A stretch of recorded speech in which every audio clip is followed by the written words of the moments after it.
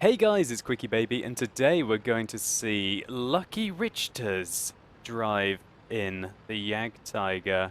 Now, Lucky Richters is definitely going to live up to his name in this replay, but I don't want to spoil too much of the action.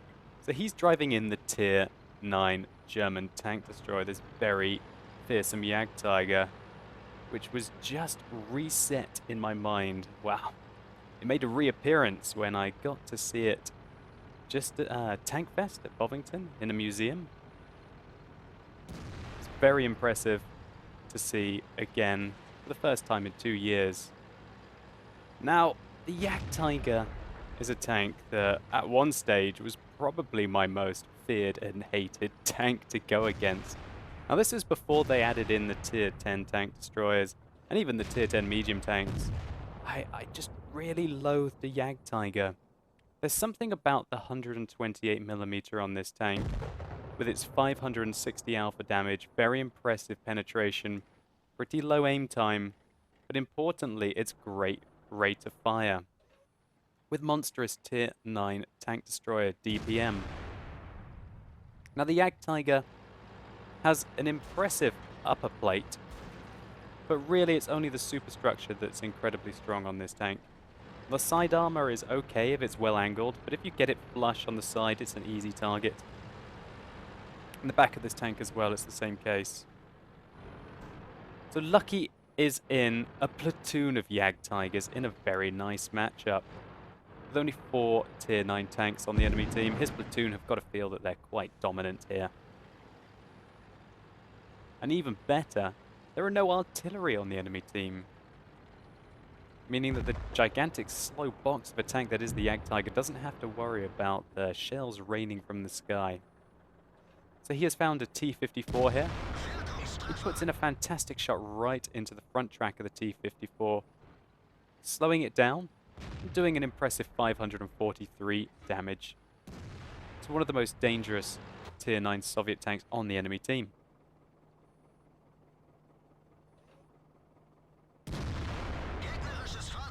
That's all she wrote for that T-54. Now, Lucky Richter's teammate has not been so lucky. Belzara looks like he got caught out at the back there, probably nailed by a series of vehicles, and ended up being probably finished off by either the T-54 or the Centurion. Now, Richter's here has got a Tiger II in his sights, and look at the rate of fire on this gun. More than capable of doing 881 damage to that vehicle. Now this is where the alpha damage on the Tiger II / rate of fire is very interesting. There are tanks such as the T-30, the T-95, the Object 704 that get 155mm guns, or the BL-10. And that's great, you do 750 alpha damage with those tanks. But you don't get to fire as often with the Jagdtiger as you do when you're driving a Jagdtiger.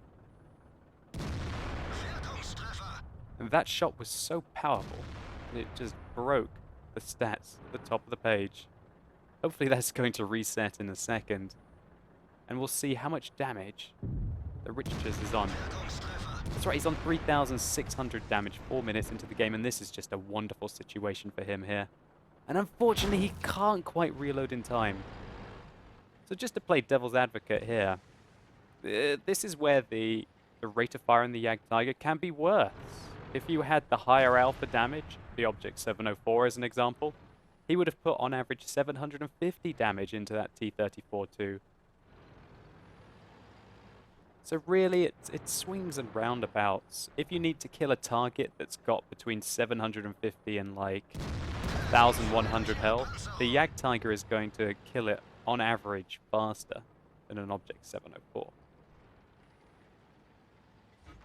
But when you want to just have that big, high DPM burst that only the BL-10 or the American 155mm can deliver, then yeah, you don't want to be in a Jagdtiger. So, Richter's team here is 3 tanks behind. He is in a very strong position. This has got to be one of the strongest camping locations for a tank destroyer.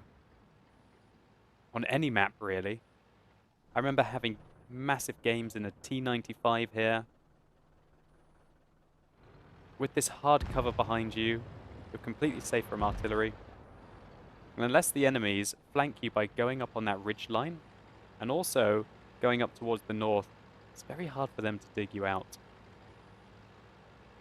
Lucky still thinks there are tanks over there, and I think they could be. But there's the 5100 that I think he believed was over there. And he's got an impressive amount of team on the west, but oh god, there's a 704. And here we go, it's the showdown, the 704 versus the Jagdtiger. Now the 704 has 729 hit points remaining, which means that Richters is going to have to shoot him at least twice. And he's able to put a precision shot into the top of the 704 to start with. And now he's just trying to show his superstructure to the 704. He wants the 704 to shoot him in the superstructure while it's angled.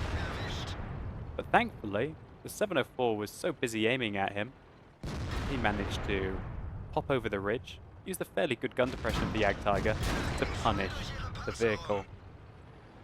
And oh god, this looks like a terrible situation. He's been flanked by a 110. He's got a Leopard prototype, a 5100 ahead of him. And Rich just tries to shoot through the rocks there, the wall. I think he thought that those walls were able to be passed through with his ammunition. Doesn't look like they were. Manages to put one into the 5100, and this 110 is either firing HE ammunition or got very unlucky with that shot. The 5100 believes, look at this, the 5100 believes that Lucky Richters is so dead that he's not going to bother to shoot at him. He's going to leave him for his friends. And he thought, oh, I'll go around the back and go and kill those guys. That's going to come back to haunt you later on. So Richters again thought that you could shoot through that pillar to be able to hit the Leopard prototype. He was wrong. Some objects are just not able to be got through. But he makes a good move here to be able to get around the back, to be able to take out that Centurion. And oh wow, this situation's changing. This 110's doing the right thing by keeping on the side of the Jagdtiger, and he gets squished between a Leopard prototype, who rams himself for 300 damage on Lucky Richters. Now the Jagdtiger is going down the slope backwards at 30 kilometers an hour. And he manages to track the 110, and the Leopard prototype tracks himself as well. The Leopard prototype tracks Lucky up in the air, but he manages to repair his tracks and puts another good shot into the 110. Now the Leopard is trying to flank round him, and he manages it. Surely this spells the end. The Leopard fails to penetrate him. He kills the Leopard, and the 110. Where's the shot? He's firing HE! Oh my gosh, this 110 is firing HE ammunition, which allows Lucky to put in the killing shot. And I don't even know. I don't even know. So Lucky at this point, I believe he's been 5 versus 1. And here comes an IS from above. The IS seems very confident. Lucky puts in a good shot into him. And that's right, I'm going to change it from calling him I'm going to change from calling him Richters to Lucky now, because he deserves it. He tries to shoot the IS, he doesn't aim his shot very well, and it goes into the mantler, but now he's pushing the IS to stop him from being able to flank, and this IS is like a fly caught in a spider's web. Now we're up to 8,800 damage. Lucky has been reduced to 81 hit points. And that 5100 that completely annoyed Lucky earlier on, thinking, he's dead. That Leopard prototype, Centurion, and the 110 have got him. I'll go off and kill the other guys. Fair enough, the 5100 has now picked up 5 kills. But he's got to be thinking, oh, wait a minute, that Jagdtiger's still alive? It's absolutely ridiculous. And Lucky is definitely living up to his name here. So there's a Jagdtiger 88 in front of him. This is a tier 8 premium tank. He tries to shoot Lucky in the lower plate, but he fails to penetrate him. And Lucky's impressive reload means that he can take him out. Lucky got a good bounce there. It looks like the Jagdtiger 88 hit him on the upper plate. All the 88 really needed to do was to hit the lower plate of the Jagdtiger, which is a very weak point. And here's that 5100. I think he believes that he's got the flank of Lucky. He really didn't have the flank of Lucky there. And oh my word. I don't even know what really just happened. But Lucky has managed to pick up over 10,000 damage and has got 9 kills. And unfortunately, I say unfortunately, got to put a spoiler out here, that the T25-2 is AFK, which really sucks because it kind of takes away from this epic achievement that Lucky has put in here. I'm going to speed up the replay a little bit just to show you where this scumbag is. Sitting AFK in base, gives Lucky a